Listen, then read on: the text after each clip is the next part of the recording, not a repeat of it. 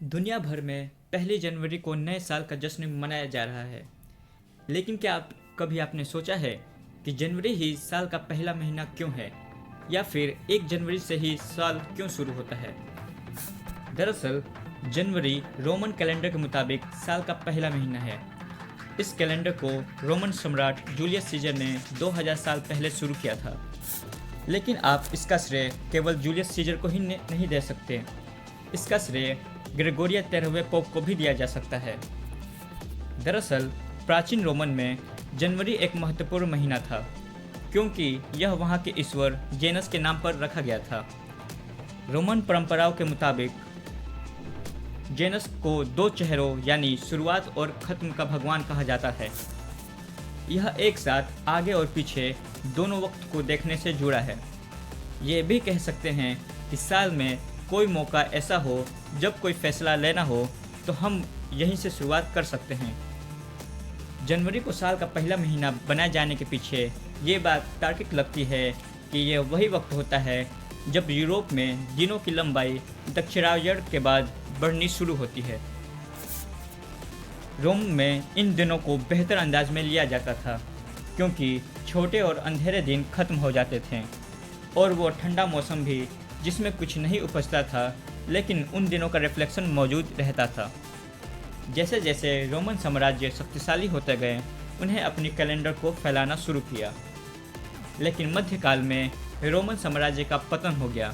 तब दुनिया भर में ईसाईयत का दबदबा बढ़ना शुरू हो गया। जिन देशों में ईसाईयत का दबदबा है, वे सारे देश 25 मार्च को नया साल मनाना चाहते थे।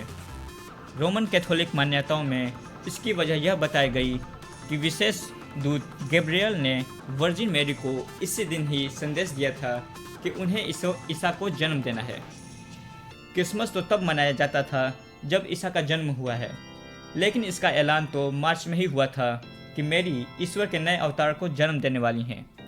यह वह समय था जहां से ईसा की कहानी शुरू हुई, तो नए साल को मनाने के लिए ये ठीक वक्त था। लेकिन 16वीं शताब्दी में पोप ग्रेगोरी 13वीं ने ग्रेगोरियन कैलेंडर की शुरुआत की और 1 जनवरी को साल का पहला दिन बनाया, और ये रोमन कैथोलिक देशों में भी मान्य हो गया।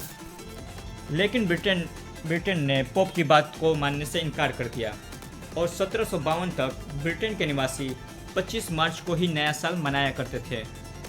ब्रेक्जिट से सालों पहले 1752 में इंग्लैंड की संसद ने इस बात पर सहमति बनी कि ब्रिटेन को नए साल की शुरुआत के मामले में बाकी यूरोपीय देशों के साथ चलना होगा, और इसके बाद यहाँ भी 1 जनवरी को नए साल का जश्न मनाने जाने लगा। भारत में नया साल विभिन्न स्थानों पर अलग अलग तिथियों पर मनाया जाता है। ज़्यादातर ये तिथियाँ मार्च और अप्रैल के महीने में पड़ती है। पंजाब में नया साल बैसाखी के रूप में 13 अप्रैल को मनाया जाता है। सिख धर्म को मानने वाले इसे नानकशाही कैलेंडर के अनुसार मार्च में होली के दूसरे दिन मनाते हैं। जैन धर्म के लोग नव वर्ष को दिवाली के अगले दिन मनाते हैं। यह भगवान महावीर स्वामी की मोक्ष प्राप्ति के अगले दिन से शुरू होता है। हिंदू धर्म में नव वर्ष का आरंभ चैत्र मास की शुक्ल प्रतिपदा से माना जाता है। हिंदू धार्मिक मान्यता के अनुसार भगवान ब्रह्मा ने इसी दिन सृष्टि की रचना प्रारंभ की थी, इसलिए इस दिन से नए साल का आरंभ भी होता है। इस्लामी कैलेंडर के अनुसार मुहर्रम महीने की 1 तारीख को नया साल हिजरी शुरू होता है। विश्व भर में नया साल अनोखे ढंग से मनाया जाता है। इसे मनाने की हर देश की अपनी एक अलग परंपरा है, जिसके पीछे कुछ प्रतीक भी हैं।